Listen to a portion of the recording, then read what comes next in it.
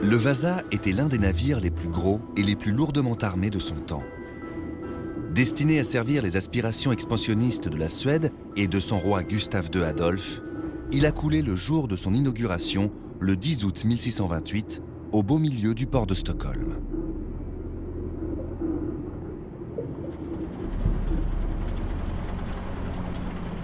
Tout au long du 19e siècle et au début du 20e, plusieurs plongées ont été organisées pour retrouver l'épave, mais sans succès. Puis, dans les années 1950, Anders Franzen, archéologue amateur, essaie de nouveau de la localiser. Après plusieurs tentatives infructueuses, il décide de faire appel à un plongeur expérimenté, Per Edvin Felting.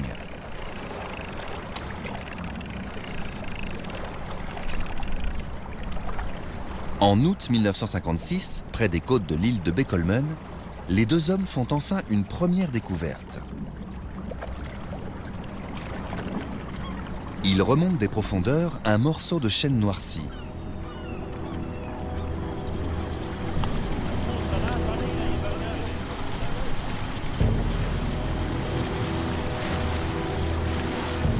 Per Edvin Felting est le premier à plonger pour déterminer l'origine du fragment.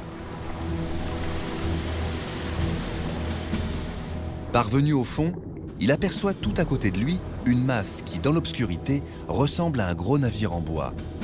Pourrait-il s'agir du Vasa? En 1628, 3 jours après la catastrophe, des hommes ont bien essayé de renflouer l'épave, mais l'opération s'est avérée trop difficile.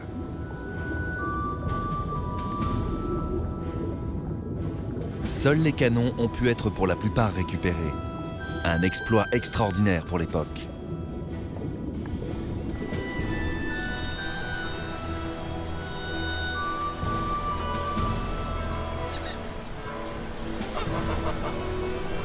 Lorsque le Vasa a sombré, la nouvelle s'est répandue comme une traînée de poudre dans tout Stockholm. Les habitants ont été nombreux à pleurer leurs amis ou parents naufragés.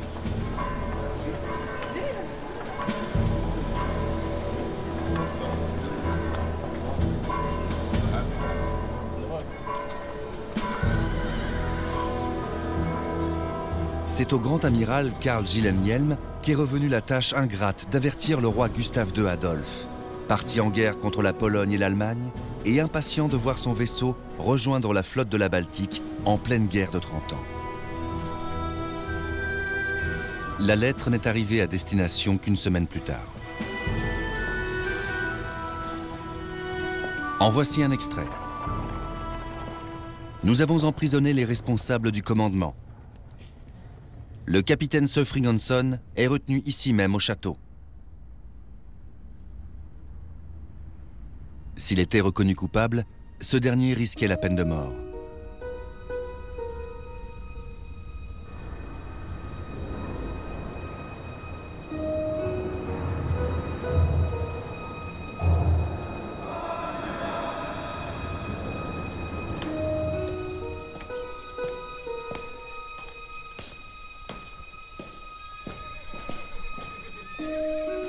Le grand amiral a commencé les interrogatoires dès le lendemain du naufrage, et le capitaine a été le premier à devoir s'expliquer.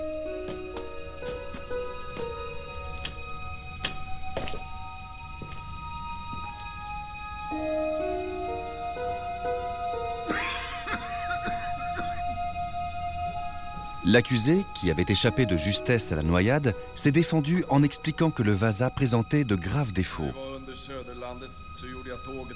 Il ne réagissait pas aux manœuvres du gouvernail.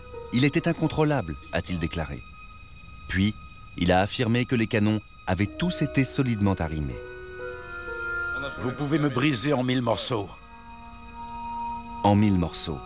Ce sont là les termes qu'il a employés.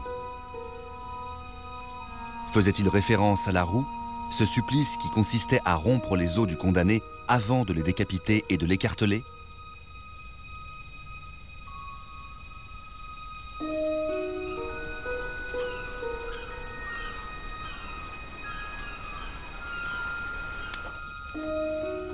De nombreuses femmes ont perdu des proches dans le naufrage.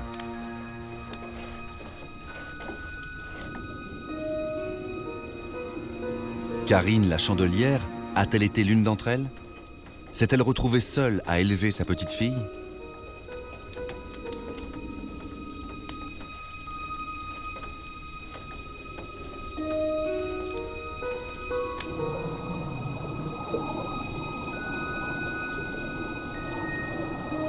Il apparaît dans les archives que son mari travaillait comme timonier dans la marine.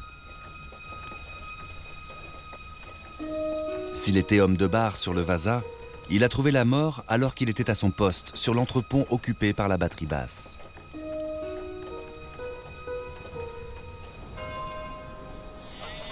Le roi Gustave II Adolphe était en Allemagne lorsqu'il a appris la nouvelle du désastre.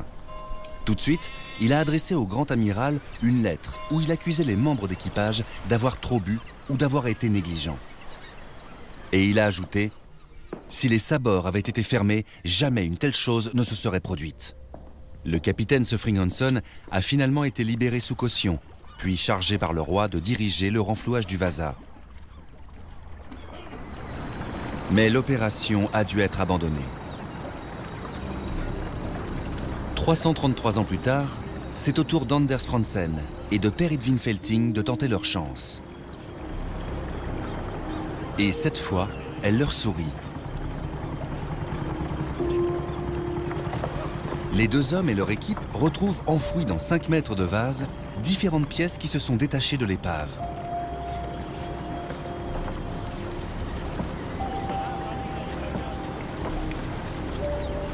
De plus en plus de gens sont désormais convaincus qu'un véritable trésor gît dans le port.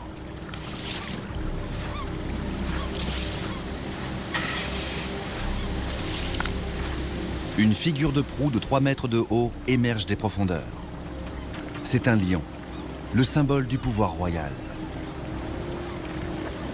La sculpture conserve des traces de peinture et par endroits, l'or de la crinière brille encore. Au même moment, le dossier du procès qui s'est tenu en 1628 est en partie retrouvé dans les archives.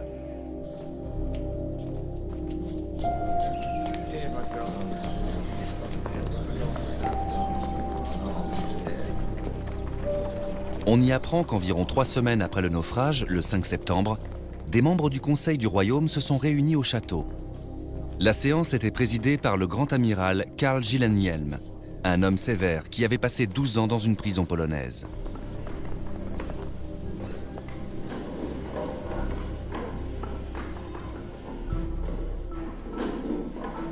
La chasse aux coupables était ouverte.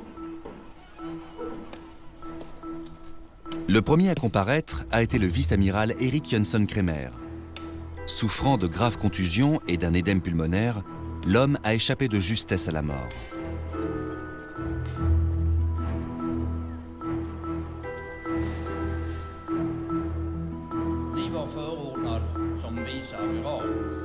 Il lui a été reproché, en sa qualité d'officier de bord le plus gradé, d'avoir manqué à ses fonctions.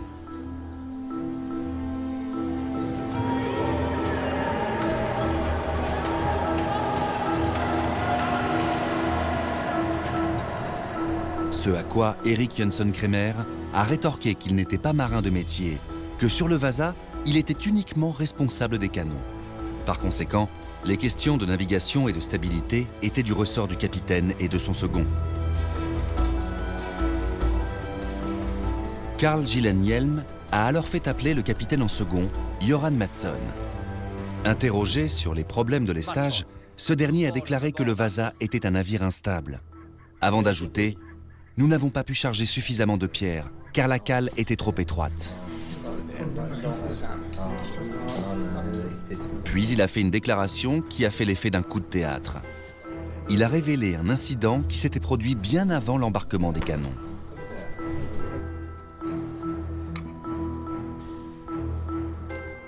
L'amiral Klaus Fleming, le représentant du roi, avait procédé à un essai de roulis.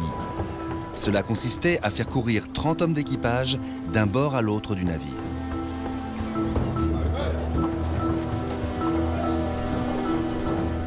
Au premier changement de bord, la gîte avait atteint la largeur d'une planche.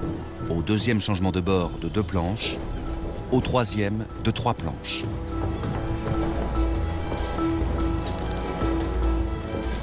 Le Vasa menaçant de chavirer, l'amiral avait crié aux marins d'interrompre l'exercice. Puis, des gens l'avaient entendu maugréer « J'aurais bien aimé que le roi soit en Suède ». Göran Mattsson avait alors exprimé ses doutes quant à la stabilité du vaisseau. Furieux, l'amiral lui avait sèchement rétorqué « Ibbert-son n'en est pas à son premier bateau, vous n'avez pas à vous inquiéter ».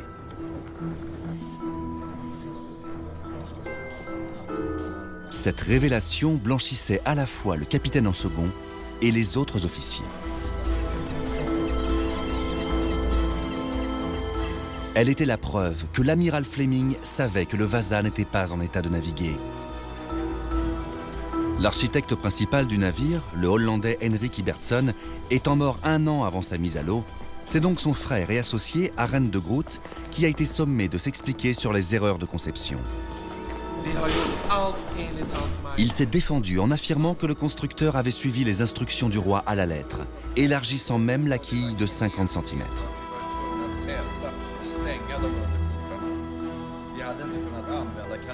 Tous ces hommes avaient de bonnes raisons pour dissimuler une partie de la vérité et se renvoyer la balle. Ils risquaient des sanctions sévères et ils le savaient.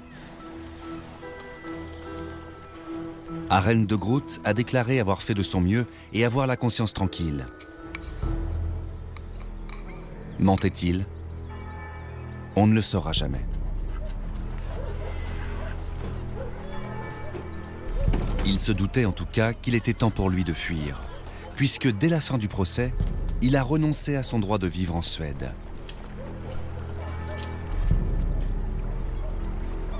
Il s'est dirigé en pleine nuit vers l'archipel de Stockholm et de là, il a pris la mer à bord d'un vaisseau hollandais. Personne ne pouvant être déclaré coupable, l'affaire est devenue un enjeu politique. Il ne restait dans le pays plus que 2 membres de la famille d'Henrik Ibbert-son, son fils et sa veuve Margaretha. Déclarée en faillite, cette dernière a été sommée de quitter le chantier naval. Ses livres de comptes ont été saisis et les autorités ont arrêté son fils. Nul ne sait s'il a été jugé et condamné. Personne ne l'a jamais revu.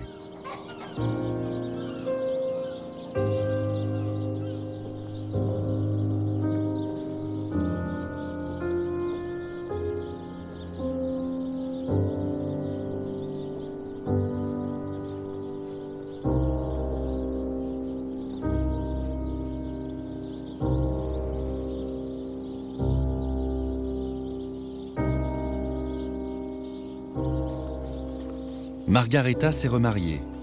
Mais cette tragédie n'a peut-être pas été étrangère à sa mort prématurée en 1630.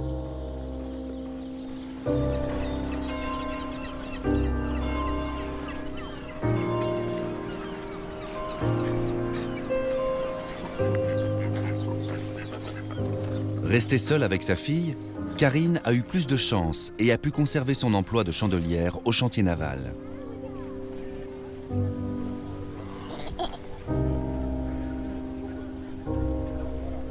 Les veuves des marins naufragés n'ont pas eu une vie facile. Certaines sont devenues batelières, d'autres se sont retrouvées à ramasser les ordures ou à travailler dans une taverne. Quant à leurs enfants, ils ont souvent fini dans la rue ou à l'hospice.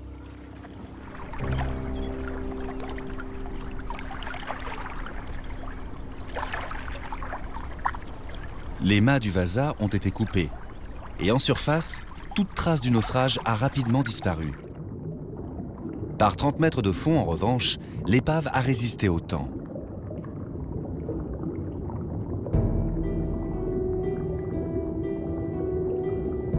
Trois siècles plus tard, Per Edvin Felting allait découvrir un des canons qui n'avait pu être renfloué après le drame. Dans son journal, le plongeur ne cache pas son admiration pour ces hommes courageux qui, au XVIIe siècle, ont bataillé des heures durant pour remonter ces lourdes pièces d'artillerie.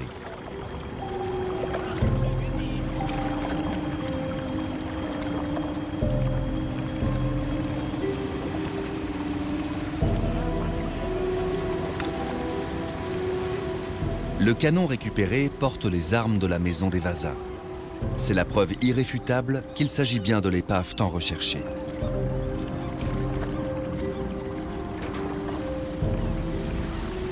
Per Edwin Felting prend la direction des opérations de renflouage, aidé par de jeunes plongeurs de la marine en formation. Malheureusement, le gouvernement suédois refuse de financer le projet. À l'instar de certains représentants des musées, il estime que le jeu n'en vaut pas la chandelle et que l'épave est bien là où elle est.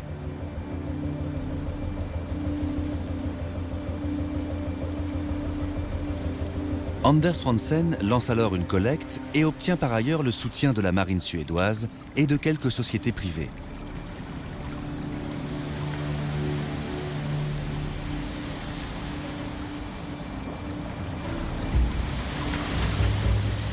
À l'aide d'une drague suceuse, les plongeurs creusent 6 tunnels de 20 mètres de long sous le navire afin d'y passer des câbles pour le soulever. Ils travaillent dans l'obscurité totale au péril de leur vie. La coque résistera-t-elle aux contraintes qu'on lui impose? Finalement, l'opération de renflouage est un succès. Le Vasa est désormais suspendu par les câbles par 30 mètres de profondeur.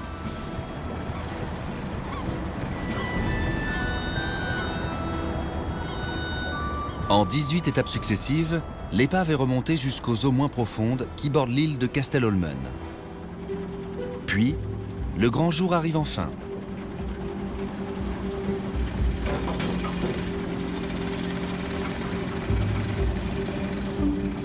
Le 24 avril 1961, la dernière étape du renflouage est suivie en direct par des centaines de millions de téléspectateurs aux 4 coins du monde.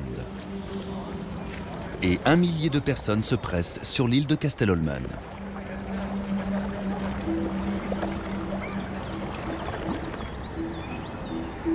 L'attente se fait longue.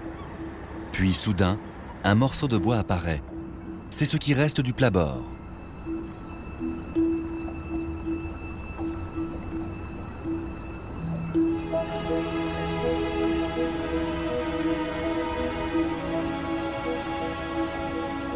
Ceux qui s'attendaient à voir une épave plus complète sont sans doute très déçus.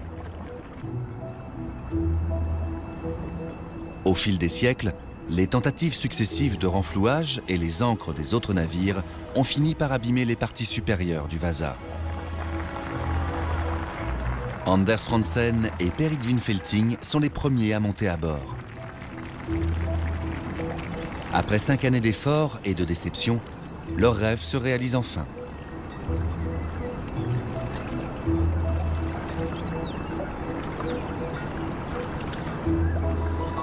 Il ne reste plus qu'à pomper autant d'eau et de vase que possible pour alléger l'épave.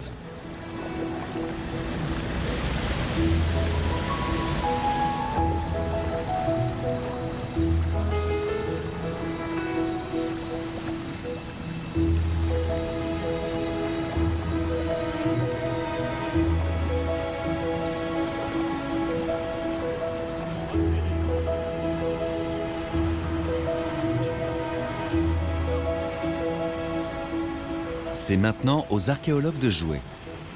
Jamais la Suède n'a entrepris de fouilles marines aussi importantes, et ils manquent tous d'expérience en la matière.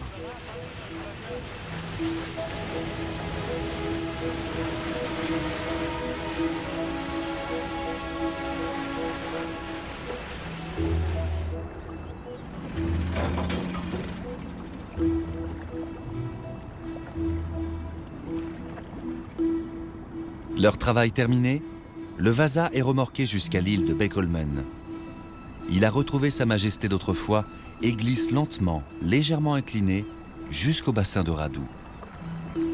Une fois à sec, l'épave sera placée sur une plateforme en béton.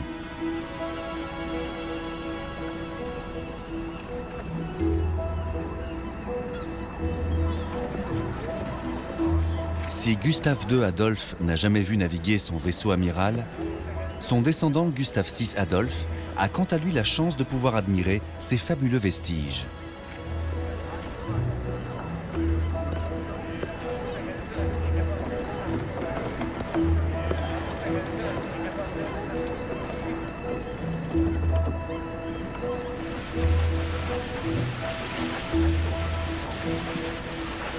La coque, désormais entièrement visible, est impressionnante. Les charpentiers de marine de l'époque étaient fort habiles et ils ont réalisé un travail admirable.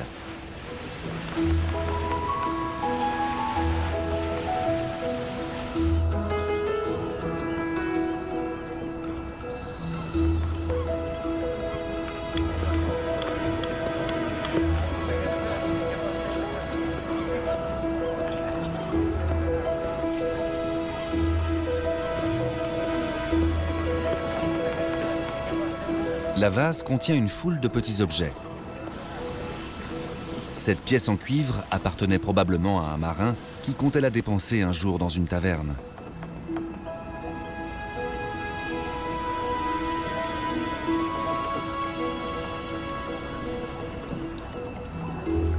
Même privé de son château arrière, le Vasa est aussi haut qu'un immeuble de 4 étages.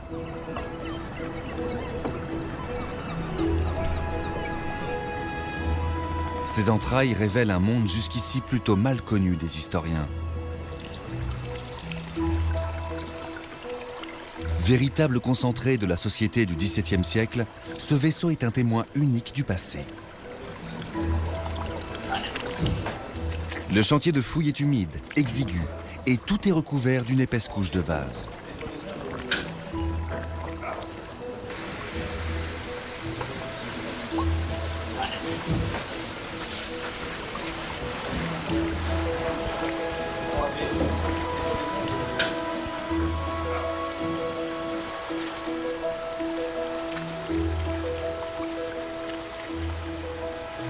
Les objets mis au jour sont faciles à dater puisqu'ils sont tous de la même époque. Le Vasa est en fait une véritable capsule témoin. Le temps s'y est arrêté brusquement le 10 août 1628 à 6 heures du soir.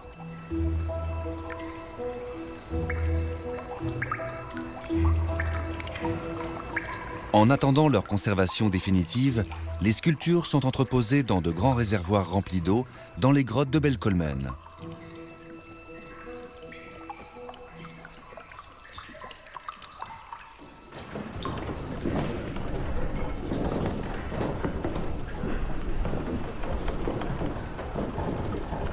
Au cours de l'enquête qui a suivi le naufrage, le grand amiral Carl Gillenhielm s'est essentiellement intéressé à la question du lestage. Le chargement prévu suffisait-il à assurer la stabilité d'un navire aussi haut?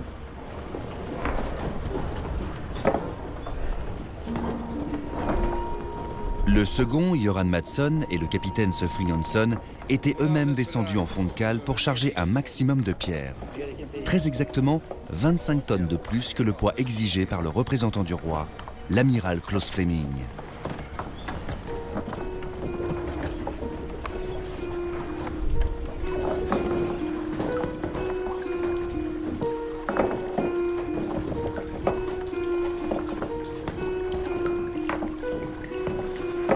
Trois siècles plus tard, les archéologues pénètrent à leur tour dans cet espace réduit, dans le but cette fois de le vider entièrement.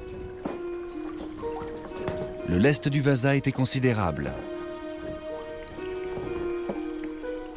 Pourtant, il n'a pas permis de compenser ni le poids des canons et des mâts, ni la hauteur de la coque.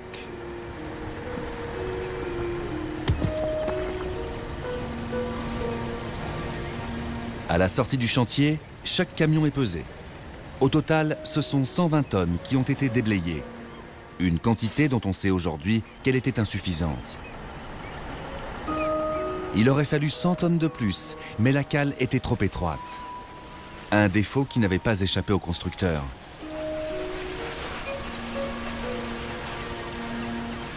En plus des 150 hommes déjà à bord au moment de l'appareillage, il était prévu d'embarquer à quelques milles du port le ravitaillement et 300 soldats.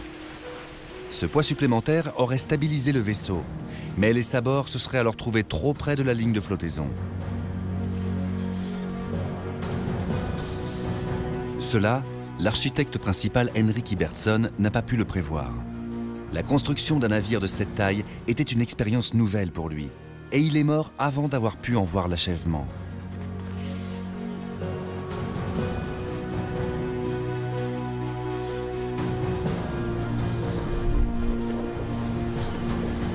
personne n'a osé prendre la décision difficile d'annuler le voyage inaugural.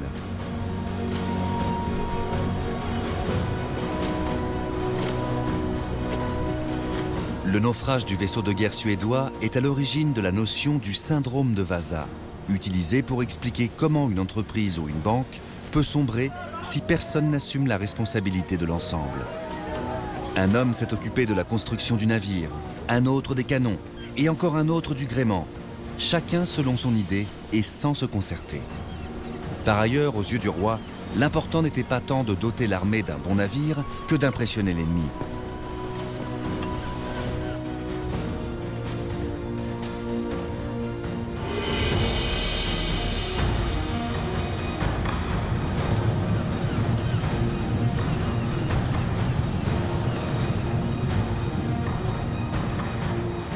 Les objets trouvés dans l'épave corroborent les témoignages contenus dans le rapport d'audience. Le Vasa a sombré corps et biens en à peine quelques minutes. Le vice-amiral Erich Kremer a essayé de monter sur le pont supérieur, mais l'échelle s'est détachée.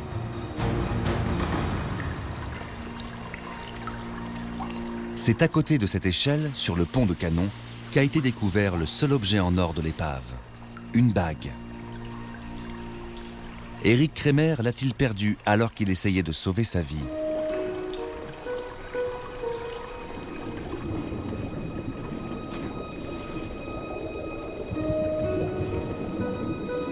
Sous le pont, presque personne n'est parvenu à s'échapper.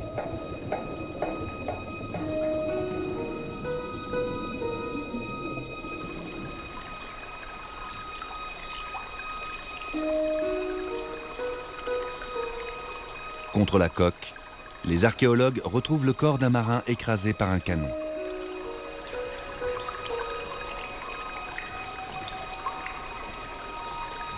La vase, ainsi que l'eau saumâtre et pauvre en oxygène de la mer Baltique, ont protégé les vêtements et les chaussures que l'homme a toujours aux pieds.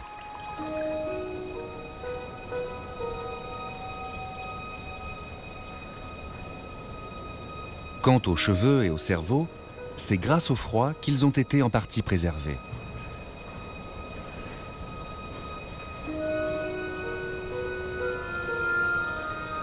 L'analyse des ossements a permis de savoir ce que les marins mangeaient et de quelle maladie ils souffraient. Cela confirme à quel point la vie était dure au XVIIe siècle.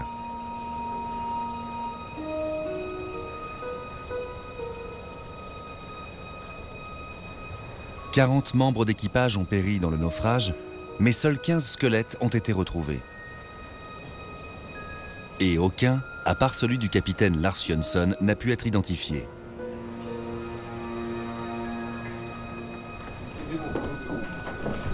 Les objets mis au jour en disent long sur la vie des marins de l'époque.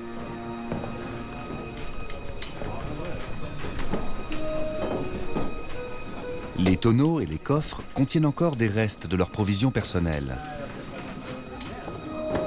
Les barriques retrouvées dans la cale étaient remplies de volailles, de porcs, de moutons et de bœufs conservés dans du sel.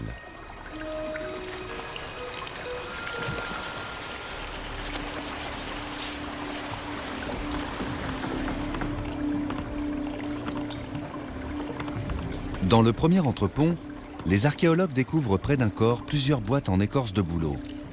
L'une d'elles a-t-elle appartenu à l'homme de bar, probablement mort à son poste? A-t-elle contenu une mèche de cheveux de son épouse, Karine la Chandelière? Un souvenir de sa bien-aimée?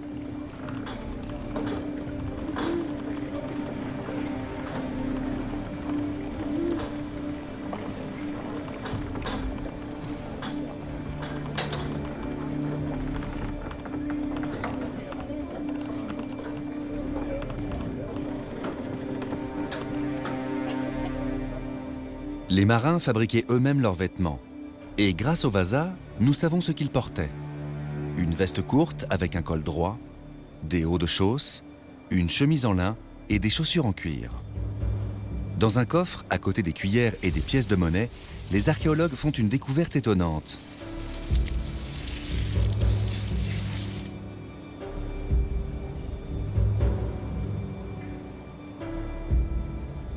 Une paire de chaussures raidie par le froid à laquelle on pourra redonner sa forme initiale.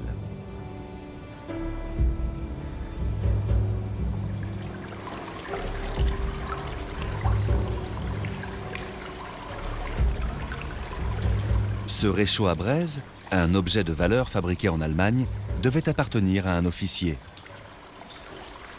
Peut-être à l'amiral Erich Jönsson-Kremer, qui était en partie d'origine allemande.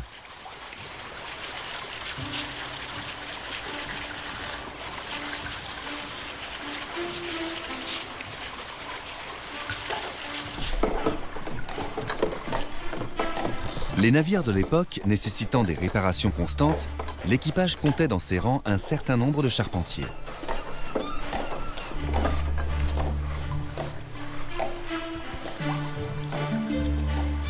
Ce coffre appartenait à l'un d'eux.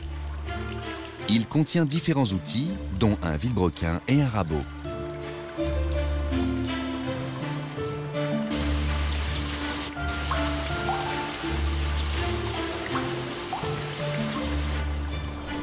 Pour le voyage inaugural, seules 4 voiles ont été hissées.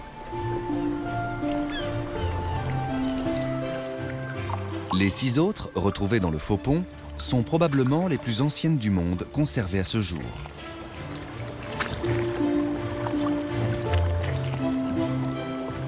Les archéologues parviennent à sauver également quelques fragments de l'épais cordage de l'ancre.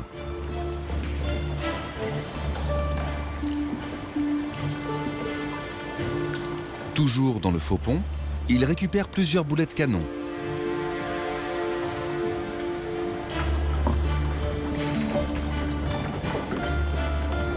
Dans le pont inférieur, on croirait entendre le capitaine Sefring Hansson demander à ses hommes « Les canons sont bien arrimés ?»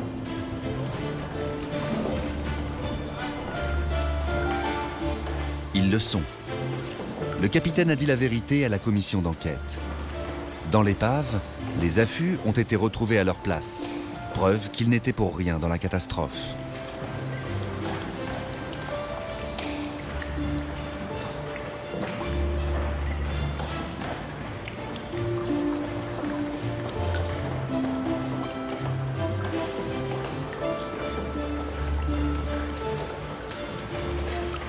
Les archéologues ne disposent que de 6 mois avant que l'arrivée de l'hiver n'oblige à transférer le Vasa dans un abri provisoire.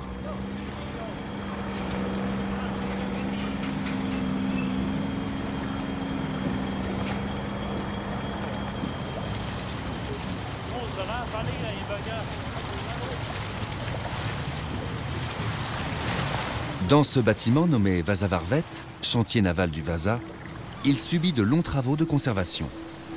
En 1988, il sera remorqué vers un nouveau bâtiment à Stockholm qui deviendra le musée Vasa. La coque et les milliers d'objets en bois qu'elle contient sont traités au polyéthylène glycol, une matière qui se substitue à l'eau dont est égorgée l'épave.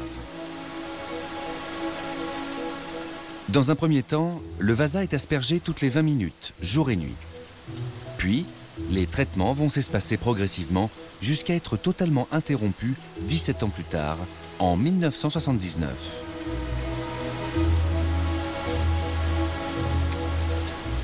C'est la première fois qu'une substance chimique sert à la conservation d'un objet archéologique de telle dimension.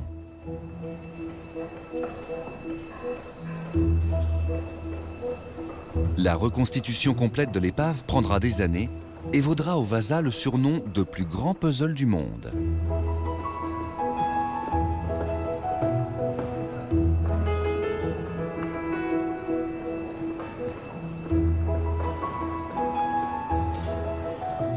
Afin de trouver la position exacte de chaque pièce, les charpentiers vérifient à l'aide d'un fil de fer la correspondance des anciens points d'assemblage.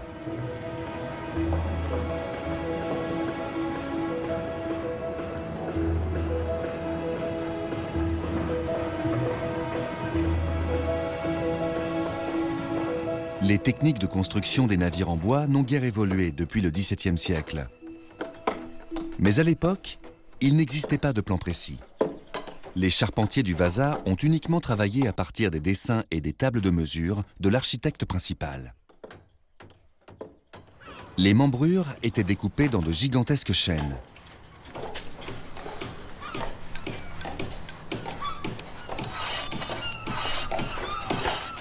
Une fois reconstituée, la cale apparaît exactement telle qu'elle était au XVIIe siècle. On peut alors admirer le travail des charpentiers, si habiles à fixer les bordages épais aux membrures.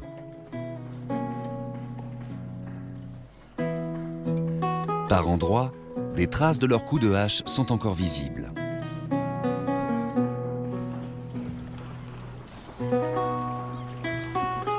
Le vasa a été entièrement construit en bois.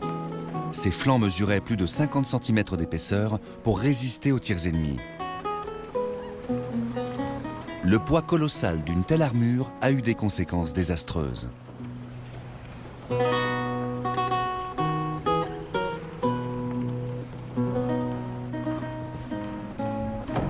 Bientôt, l'épais câble d'encre sera de nouveau enroulé autour des bites de la proue et les meubles retrouvent déjà leur place dans le château arrière.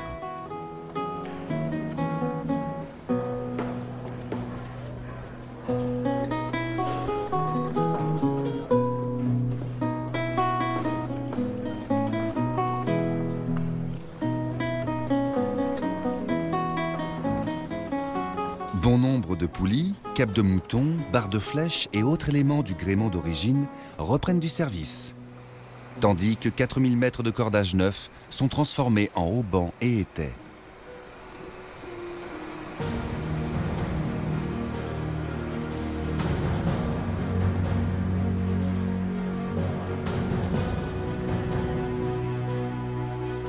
Le savoir-faire et l'expérience des équipes de conservation ont permis de reconstruire à 95% le Vasa, l'un des plus grands navires de son temps, un géant de 69 mètres de long.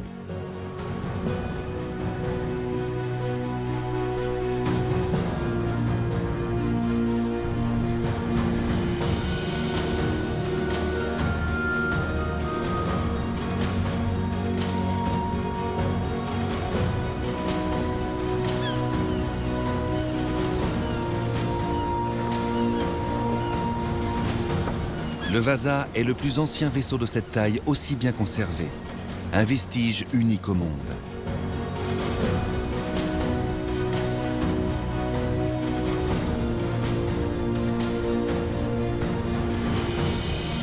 Sur les ponts batteries, l'équipage dormait à même le sol, entre les pièces d'artillerie.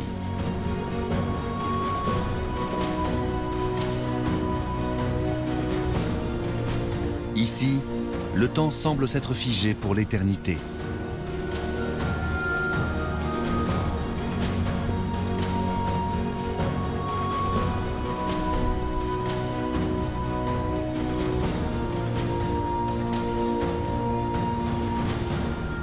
Pourtant, on peut s'interroger sur l'avenir de l'ancien vaisseau royal.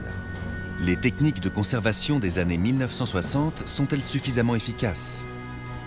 Le Vasa est-il définitivement sauvé? Il semblerait que non. Il y a quelques années, des taches de décoloration dues à la présence de résidus de sulfate sont apparues sur l'épave. L'eau dans laquelle a été immergé le Vasa pendant plus de 300 ans contenait en effet d'importantes quantités de sulfure, lequel se transforme en acide sulfurique au contact de l'oxygène. Mais la cause principale de ces dépôts est la présence dans le bois du fer provenant de la corrosion des milliers de boulons de la coque.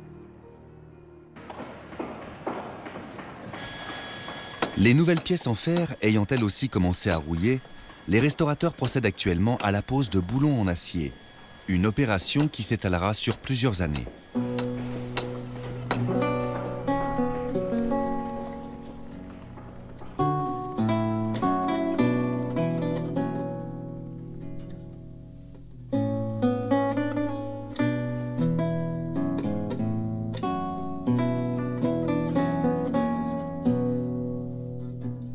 Le château arrière, haut de 20 mètres, est couvert de sculptures. C'est un ensemble artistique d'une valeur inestimable. Le roi tenait à doter son armée d'un vaisseau qui impressionnerait ses ennemis autant qu'il les terroriserait.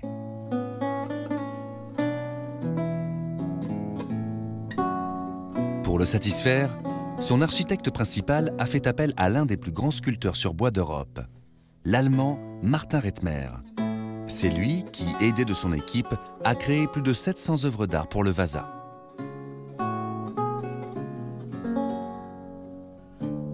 Ces pièces de bois représentent des personnages de la mythologie grecque et de la Bible, ainsi que des créatures fantastiques. Le Vasa compte par ailleurs 60 lions sculptés, l'animal symbole du pouvoir et de la force.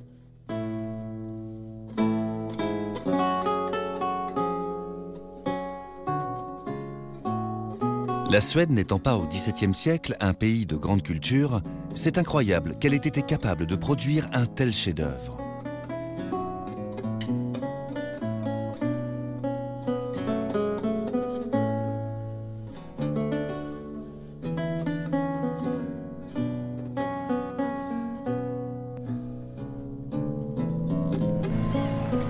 L'apparition de ce vaisseau amiral, paré de rouge et d'or, a dû être un spectacle saisissant. Le Vasa était un navire bien de son époque, fasciné par la couleur.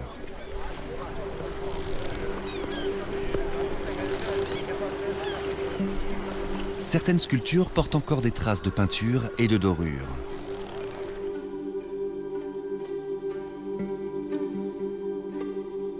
Ces vestiges ont été préservés en l'état. Ce sont des copies qui permettent de découvrir les couleurs d'origine.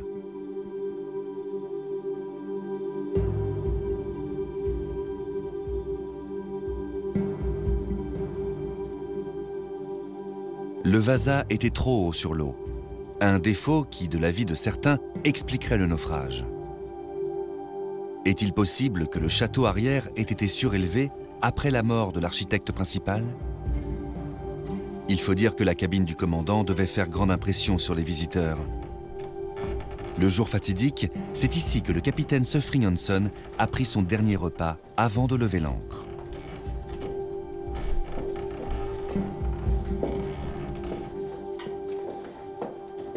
La longue barre du gouvernail parvient jusqu'à l'entrepont où officiait le timonier.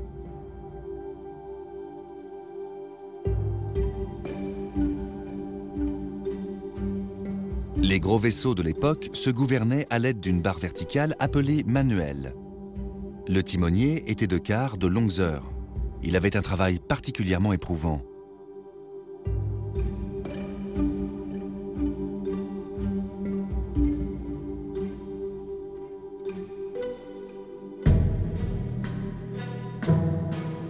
En sombrant corps et biens, le Vasa aurait pu disparaître à jamais. Le destin en a décidé autrement. L'un des plus grands revers de l'histoire navale suédoise a permis de découvrir un aspect peu connu du XVIIe siècle. Grâce à ce naufrage, nous en savons davantage sur les techniques de guerre ou de construction nautique, ainsi que sur la vie quotidienne en Suède en cette première moitié du XVIIe siècle.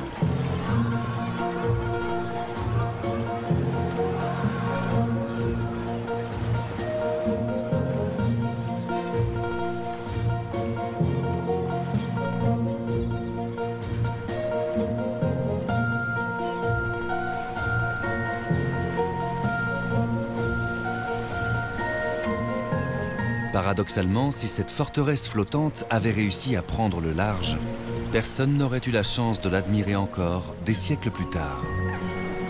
Aujourd'hui, le vaisseau est l'une des attractions les plus populaires de Suède.